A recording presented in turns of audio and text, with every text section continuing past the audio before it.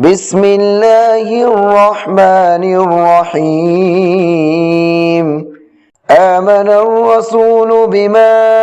أنزل إليه من ربه والمؤمنون كل آمن بالله وملائكته وكتبه ورسله لا نفرق بين أحد من رسله وقالوا سمعنا وأطعنا غفرانك ربنا وإليك المصير لا يكلف الله نفسا إلا وسعها لها ما كسبت وعليها ما اكتسبت